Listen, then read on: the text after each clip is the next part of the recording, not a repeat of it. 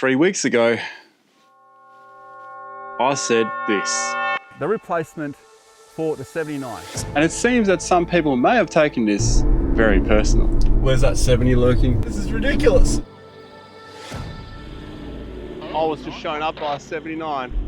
You sold the wrong car and you bought the wrong one. It's pretty obvious that laugh wasn't very real. And this is the point where my ego took control. Now I'm gonna have to do it. Nah. Let's pause. Things started to fall apart, but that was just the beginning. Oh my God. I discovered something that the Ineos Grenadier doesn't have. I'm thinking that I know everything already about the car. Turns out I don't. But every single other four-wheel drive that I know of has this. And you'll find out what that is as the story unfolds. Got the Quartermaster out for its official third run. It's actually its fourth run. We're going to be in the hills and the dunes. Oh, that's interesting. We're looking for the weak points of the Quartermaster. And one of those is pretty obvious.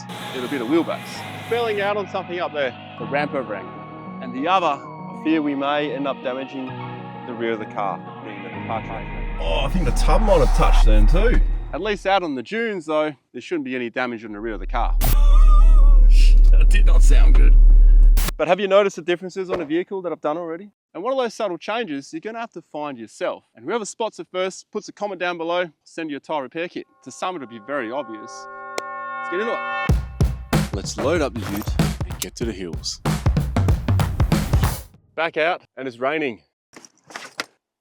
Glad we got the muddies. 285 70 on a 17-inch rim. So I still kept the same rims. They were 265 70 on 17s, but they were all-terrains. As many of you will already know, Oh shit. I'm a muddies guy. Let's fix the departure angle by a small margin. That's all you gotta do. We'll suck some air out of these things. At this stage, the vehicle's probably actually heavier on the front than the back. Up in the hills and running 20 PSI all round. And on the sand, we're gonna go 18 to 16. Recommended cold pressure set.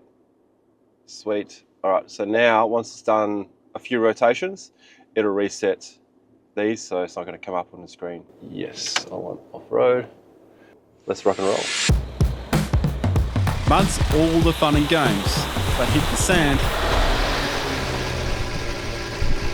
and it's a rough start. Clearly I didn't have it in gear. That did not sound good. Neutral. Gearbox in neutral. Okay, I heard a click. No. Let's try that again. Bit of a false start, but now I'm moving. So far I've been pretty reluctant to hit the dunes at speed, at pace, but now that I'm more used to the vehicle, I'm really enjoying how easy it does on these dunes. Now if I get this wrong, it's not going to be that easy to turn out of it, so it might in fact be too steep.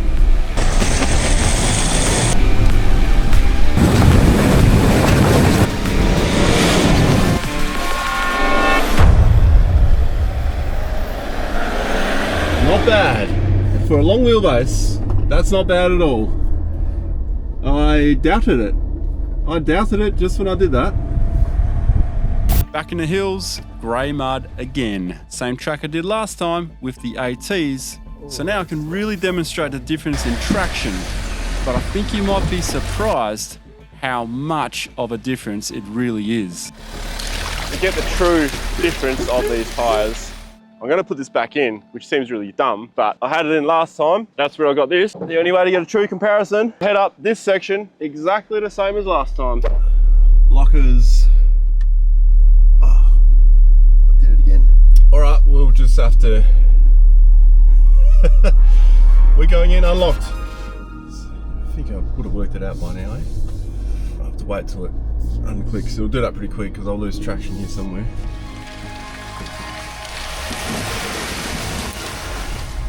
Like that. Yep, here's it. We're front and rear locked now, just as I was last time. So this right now is where I bottomed out last time. Oh shit. So I'll go nice and slow like I did last time because I had to punch it to get out. So go nice and slow.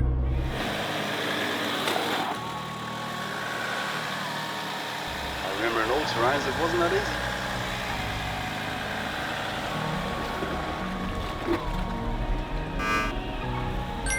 Let's wait for the all terrains. There we go. Mud tyres. I rest my case. I rest my case. I didn't even feel like I bottomed out, but I'm pretty sure I would have. This is the toe ball coming through there. This is the rock slider. See right here. That's the rear bar. Oh, I think the tub might have touched then too. Look at that. Probably good to have this, you know, because if you didn't have this, you'd dent your tub. That's all right. There'll be a tray on here at some point. So far, no concerns on the mud and the rocks, just improvements. Toe bar still didn't hit. So what I've done, I've looked over the edge, which you should always do when you're going to go over a dune. And I picked the absolute worst spot to go down. I want to see how much I can get away with, so I know in a real situation, can I do this option or not and steer out of it. Pause. What type of situation would that even be? Here's just one example. The rest of it, completely gone. This dune has completely swallowed the whole track. Here we go. Oh, so now I've got to turn way earlier than what you normally would on a sand dune. Oh yeah. Okay. I definitely overthought that process. I thought it'd be much more of a problem. So that's good. But I got something in mind that might push it beyond its limits. Oh my God, that's where I'm going up. That is so intimidating from here. I don't know if it's gonna do it. This is ridiculous. Look how high it is.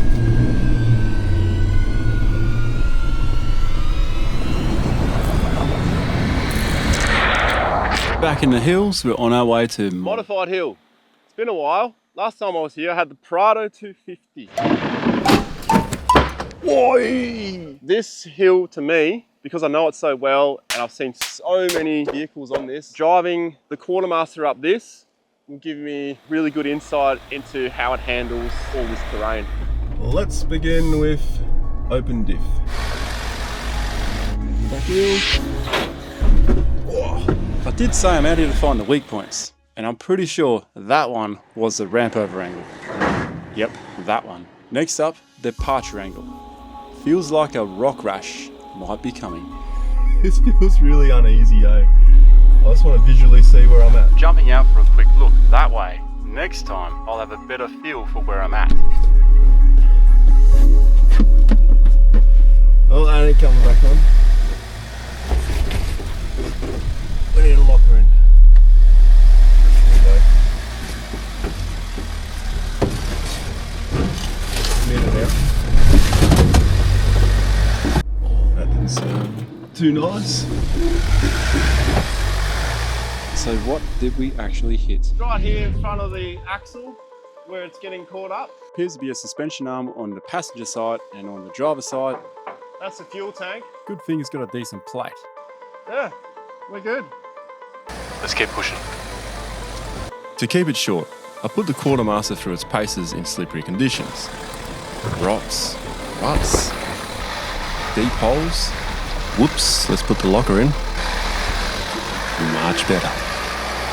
And just like the previous Grenadier, aside from clearance limitations, it didn't seem to matter what I put it into, I never had to back out and take the chicken track. The only real concern, ramp over angle. So now I'm lining up something tougher. Speaking of, that's exactly what we're about to do in the sand. So I've done quite a few steepish dunes. I want to try something that's really steep. There's one over here actually. Let's give this a crack.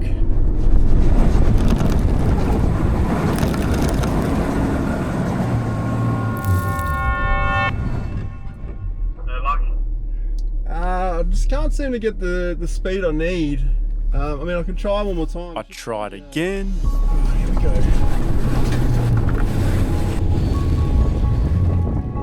That's a big ask, man. And again. This June, 3 times. Don't have the clearance. And I'm pretty much ready to give up. But then, something you couldn't plan for. A random guy in a 79 series dual cab just happened to be watching.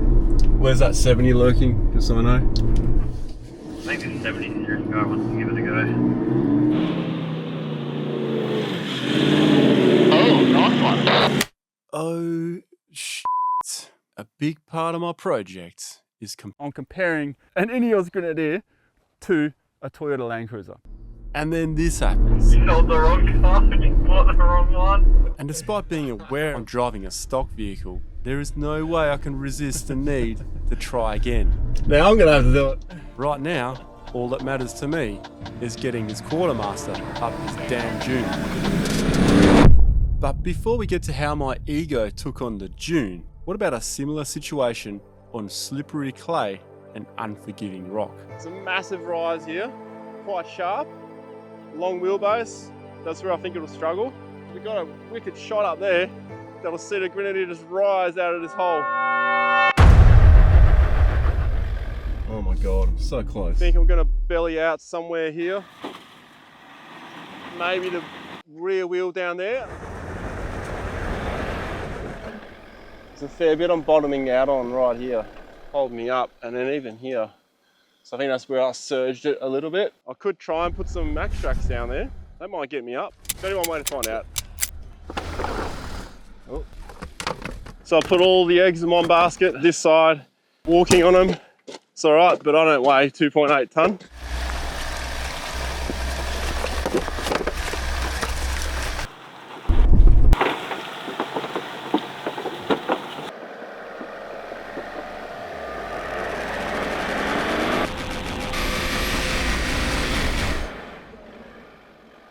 Oh my God, I'm so close. I thought you had it, to be honest. Are you kidding me? Back out in the sand, things weren't getting much better. But at least my ego was fading, which allowed me to think of a few more options. Something just didn't feel right. Oh, that was so close, man. When I got to the top, I was completely out of puff. There's a gear change just at that point that just makes everything stop. What if I switched to manual mode? Nah, aborting.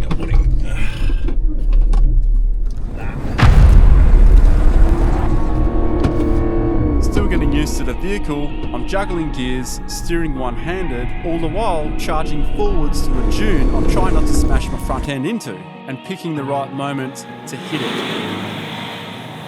Things are just not adding up. 13 times. Doing the same thing over and over again, expecting a different result. That's insanity. We're not getting up that. Not currently as the vehicle is. But there was something still bothering me, and I couldn't quite put my finger on it, until I did this. You see that huge sand spray? Neither did I. Let me explain what I think is going on. I just tried to do a bit of a sand flick for a shot. I noticed that there's some kind of background traction control. It's taking control a little bit. So I reckon there's something in the background that I haven't switched off. So I'm gonna have to actually read the manual for once. I'm thinking that I know everything already about the car. Turns out I don't. I may not know everything about the vehicle, but I am so certain I've got this system down pat. ESC is off. ESC off. So I look a bit deeper, and what I discovered came to me as quite a surprise. Here is one last clue before I reveal what the Ineos Grenadier is in fact missing. The way I'm using the quartermaster on this clay hill, what the Ineos Grenadier is missing is in a way present. That probably sounds like a riddle, but it's actually a clue. Well, I had it. Are we going to end up with a double failure? I'm bottoming out on the suspension components there. Honestly, just a lift would sort this out. The front kind of swung around. If I go back, I'm gonna damage that. I think I'm better off trying to go forwards. And the front's even digging holes now. I thought you had it, to be honest. Okay, don't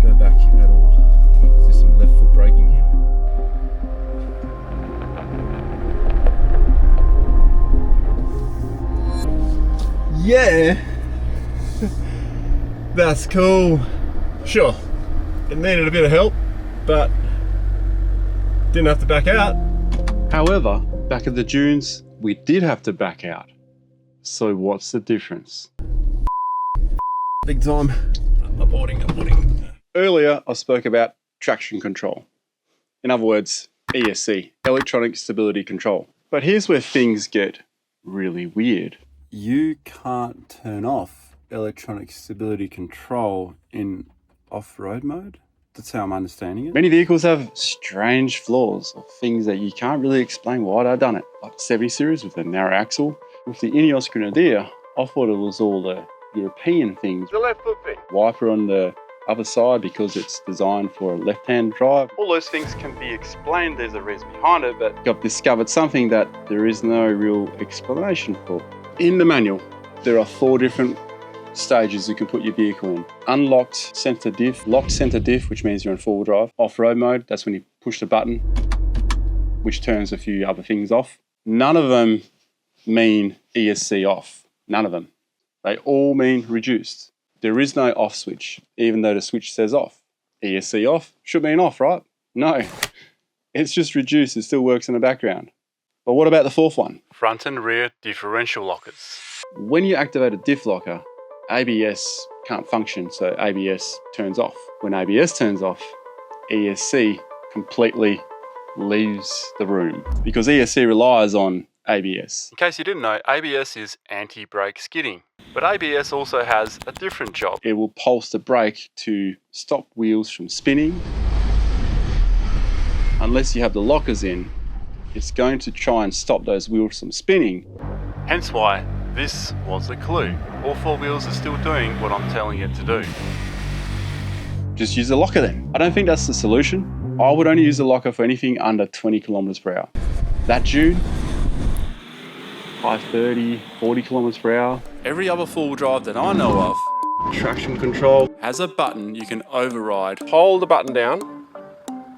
Now it's turned off proper. It's such a simple fix though. What's to stop there from being an input, perhaps being low range and locked when you're in that, and then you should be able to press ESC off, and then ESC should turn off the ABS. Sure, every time you turn the car off, you got to do it all again, but at least you have that option. 2 full days seeking out its weaknesses, and I'm pretty confident that I've found most of them, and I've got something to aim for now.